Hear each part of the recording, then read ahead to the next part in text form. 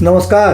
कहानी कलश में आपका हार्दिक अभिनंदन है। और आज मैं बाणभट्ट की आत्मकथा का प्रथम उच्छ्वास लेकर उपस्थित हुआ हूँ। तो आइए सुनते हैं प्रथम उच्छ्वास। बाणभट्ट की आत्मकथा। प्रथम उच्छ्वास।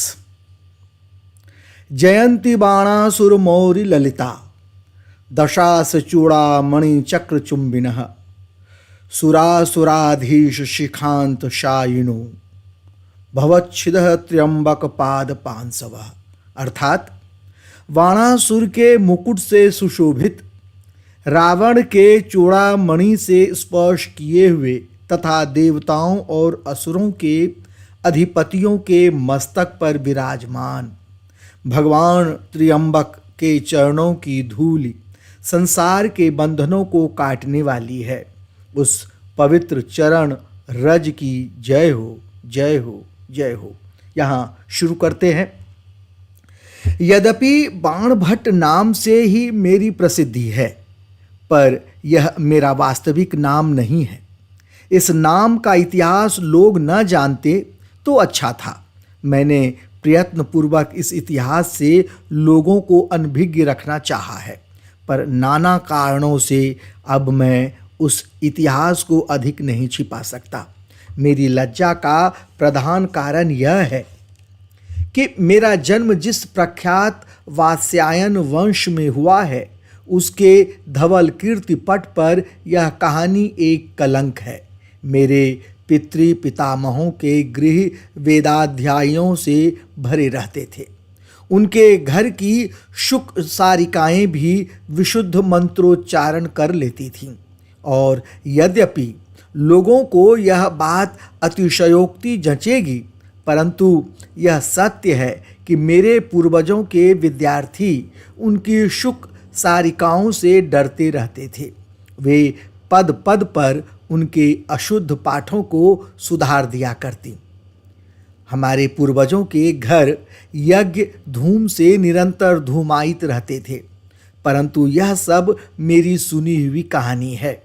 अपने पिता चित्रभानु भट्ट को तो मैंने स्वयं देखा है। यदि मैं कहूँ कि सरस्वती स्वयं आकर अपने पाणी पल्लवों से मेरे पितृदेव के होमकालीन श्रम सीकरों को पोंछा करती थी, तो इसमें कुछ भी अत्युक्ति नहीं होगी, क्योंकि उषः काल से लेकर सूर्योदय के 2 मुहूर्तों तक निरंतर हवन करने के बाद जब मेरे पिता पसीने से तर होकर उठते थे, तो सीधे अध्यापन के कुशासन पर जा बैठते थे। यही उनका विश्राम था। इसी समय विद्यार्थियों को वेदाभ्यास कराते कराते उनके श्रम बिंदु सूखते थे। इसे सरस्वती का पसीना पोंछना न कहूँ तो क्या कहूँ। ऐसे ही कृति पिता का मैं पुत्र था, जन्म का आवारा, गप्पी, अस्थिर चित्त और घुमक्कड़। मैं घर से जब निकल भागा था तो अपने साथ गांव के अन्य अनेक छोकरों को भी फोड़ ले गया था। वे सब अंत तक मेरे साथ नहीं रहे, तो भी मैं गांव में बदनाम तो हो ही गया। मगध की बोली में बंड पूंछ कटे बैल को कहते हैं। वहाँ यह कहावत मशहूर है कि बंड आप गए, साथ में 9 हाथ का पगहा भी लेते गए। जो लोग मुझे बंड कहने लगे, इसी को बाद में संस्कृत शब्द बाण द्वारा संस्कार करके मैंने इस नाम की कुछ इज्जत बढ़ा ली। भट्ट तो लोगों ने और बाद में जोड़ा। वैसे मेरा असली नाम दक्ष था। इधर मेरे प्रति लोगों का आदर और स्नेह का भाव बढ़ गया है। वे चाहें तो दक्ष भट्ट कर लें। बड़ी होशियारी से मैंने यह नाम अन्यत्र सुरक्षित रख छोड़ा है। उसकी कहानी मैं अभी बताऊंगा। मेरे पिता 11 भाई थे। मैंने उनमें से सबको नहीं देखा था। मेरे एक चचेरे भाई का नाम उडुपति था। वे उम्र में मुझसे बहुत बड़े थे, पर मेरे साथ उनका व्यवहार समवयस्कों के समान ही था। वे उस युग के प्रसिद्ध तार्किक थे। उन्होंने वे वसुभूति नामक बौद्ध भिक्षु को शास्त्रार्थ में पराजित किया था। उनकी विद्वता और चारित्र्य का महाराजाधिराज हर्षवर्धन पर बड़ा प्रभाव था और वे एकाएक वैदिक मत की ओर प्रवृत्त हो गए थे। वे उडुपति भट्ट मेरे ऊपर जितना स्नेह रखते थे उतना मेरे परिवार में कोई नहीं रखता था। उन्होंने अनेक उपकर्मों से मुझे बचाया है। प्रसंगवश मैं उनकी चर्चा यथास्थान करूंगा। यहाँ इतना ही कहना पर्याप्त होगा कि 14 वर्ष की उम्र में जब मेरे पिता नहीं रहे, माता तो बहुत पहले मर चुकी थीं, तो ये उडुपति भट्ट ही मुझे उस स्नेह रस से सिंचित करते रहे जिसे मैंने अपनी माता से पाया था। लेकिन इस कहानी को अपने दुर्भाग्य के रोने से नहीं शुरू करूंगा, इसे अपने सौभाग्य के उदय के साथ ही आरंभ करूंगा। बीच बीच में यदि दुर्भाग्य की कहानी आ जाए तो इस कथा के अध्येता उसे क्षमा करेंगे। आवारा तो मैं था ही, इस नगर से उस नगर में, इस जनपद से उस जनपद में बरसों मारा मारा फिरता रहा। इस भटकन में मैंने कौन सा कर्म नहीं किया। कभी नट बनता, कभी पुतलियों का नाच दिखाता, कभी नाट्य मंडली संगठित करता और कभी पुराण वाचक बनकर जनपदों को धोखा देता रहा। सारांश, कोई कर्म छोड़ा नहीं। भगवान ने मुझे रूप अच्छा दिया था और बोलने की पटुता भी थोड़ी सी थी। बस मेरी किशोरावस्था और जवानी के दिनों में ये ही 2 बातें मेरी सहायता करती थीं। यद्यपि लोग मेरे बहुविध कार्यकलाप को देखकर मुझे भुजंग समझने लगे थे, पर मैं लंपट कदापि नहीं था। जो घूमता घामता एक बार मैं स्थानेश्वर नगर में पहुंच गया। उस दिन को मैं अपने सौभाग्य का दिन मानता हूँ। जब मैं नगर में पहुंचा तो बड़ी धूमधाम देखी। कूर्म पृष्ठ के समान उन्नतोदर राजमार्ग पर एक बड़ा भारी जुलूस चल रहा था। उसमें स्त्रियों की संख्या ही अधिक थी। राजबधुएं बहुमूल्य शिविकाओं पर आरूढ़ थीं।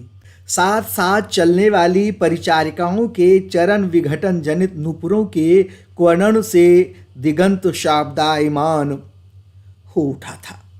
वेग पूर्वक भुज लताओं के उत्तोलन के कारण मणिजड़ित चूड़ियाँ चंचल हो उठी थीं। इससे बाहु लताएं भी झंकार करने लगी थीं।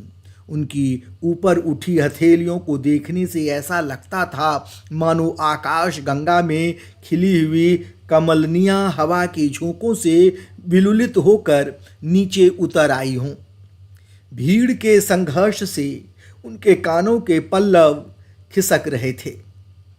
वे एक दूसरी से टकरा रही थीं। इस प्रकार एक का केयूर दूसरी की चादर में लगकर उसे खरोंच डालता था। पसीने से घुल घुल कर अंगराग उनके चिनांशुकों को रंग रहे थे। साथ में नर्तकियों का भी एक दल जा रहा था। उनके हंसते हुए वदनों को देखकर ऐसा भान होता था कि कोई प्रस्फुटित कुमुदों का वन चला आ रहा है। उनकी चंचल हार लताएं जोर जोर से हिलती हुई उनके वक्ष भाग से टकरा रही थीं। खुली हुई केश राशि सिंदूर बिंदु पर अटक जाती थी। निरंतर गुलाल और अबीर के उड़ते रहने के कारण उनके केश पिंगल वर्ण के हो उठे थे और उनके मनोरम गान से सारा राजमार्ग प्रतिध्वनित हो उठा था। मैं नगर के एक चौराहे पर खड़ा खड़ा मुग्ध भाव से यह दृश्य देख रहा था। इसका सबसे मज़ेदार हिस्सा यह था जिसमें राजमहल में रहने वाले बौने, कुबड़े, नपुंसक और मूर्ख लोग उद्धत नृत्य से विह्वल होकर भागे जा रहे थे।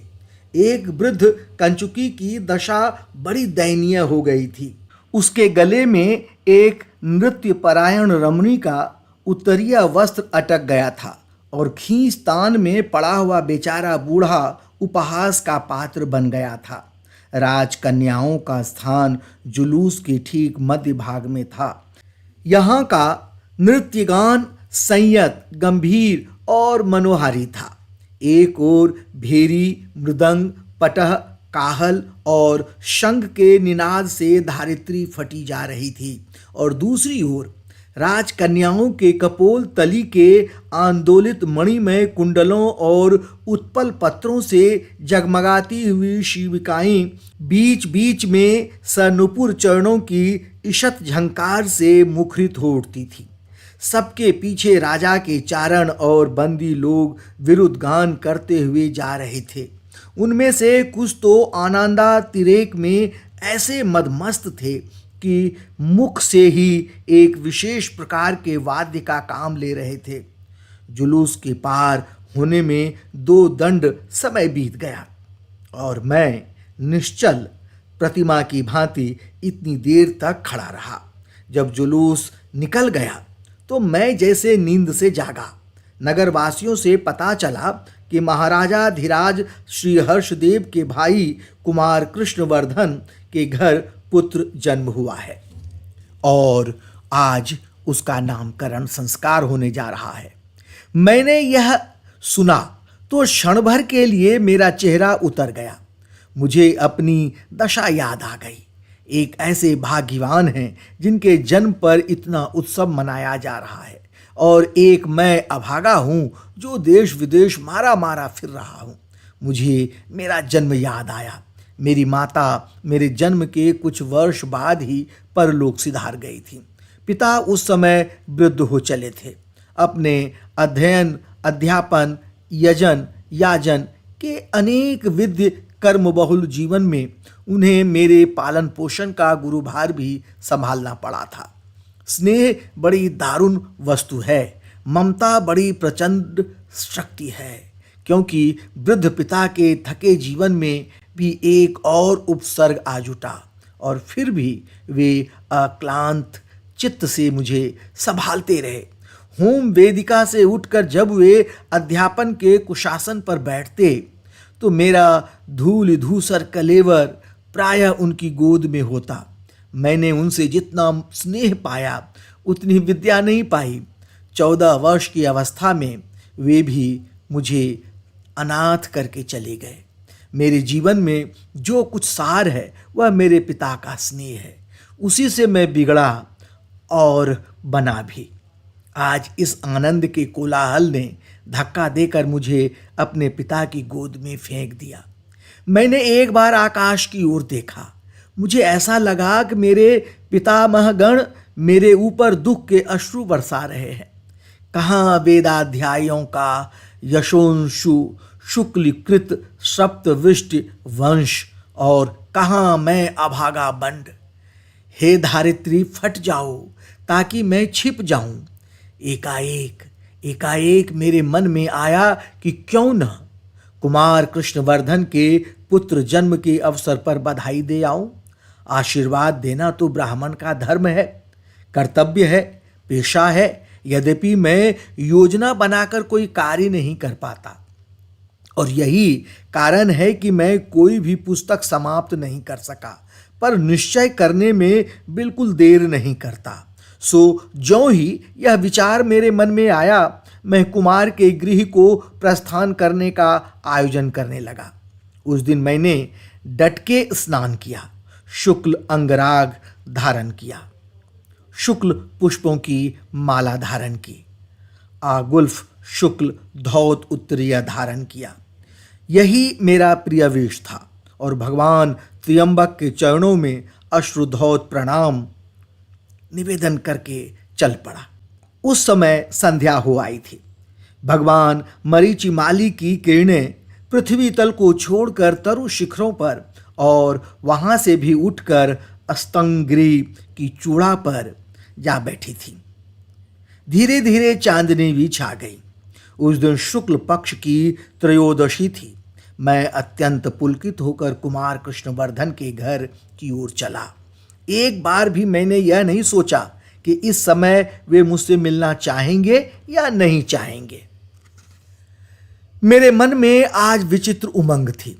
आज ही मानो मेरा सारा कलुष धुल गया था और मेरा मन तथा शरीर लघुभार हो गए थे। मैं अब निश्चय कर चुका था कि अपनी लंपटता की बदनामी को हमेशा के लिए धो दूंगा। आज मैं कुमार कृष्णवर्धन से मित्रता करूँगा और 10 दिन के भीतर ही महाराजाधिराज का भी कृपा पात्र बन जाऊँगा। फिर मेरा गृह यज्ञ धूम की कालिमा से दिशाओं को धवल बना देगा। फिर मेरे द्वार पर वेद मंत्रों का उच्चारण करती हुई शुकसारिकाएं वटुक जनों को पद पद पर टोका करेंगी। मैं अब वात्स्यायन वंश का कलंक कदापि न रहूँगा। पर मेरा भाग्य अब भी किसी अदृश्य के कंटक में उलझा हुआ था। जो होना था वह हो गया और जो होना चाहिए था वह न हुआ। इसके बाद मुझे एक ऐसी घटना लिखनी है जिसे लिखते समय मुझे आज भी भय और आशंका से कांप उठना पड़ता है। मैं जिस बात से बचना चाहता था उसी से टकराना पड़ा। भाग्य को कौन बदल सकता है? विधि की प्रबल लेखनी से जो कुछ लिख दिया गया उसे कौन मिटा सकता है? अदृष्ट के पारावार को उलीचने में अब तक कौन समर्थ हुआ है? कौन समर्थ हुआ है? प्रथम उच्छ्वास समाप्त। यह वीडियो आपको कैसा लगा? आशा है जरूर अच्छा लगा होगा। तो लाइक और सब्सक्राइब कीजिएगा और अपने दोस्तों को भी बाणभट्ट की आत्मकथा सुनने के लिए कहिएगा। अच्छा लगेगा उन्हें भी। तब तक के लिए मैं आज्ञा चाहता हूँ। बहुत बहुत धन्यवाद।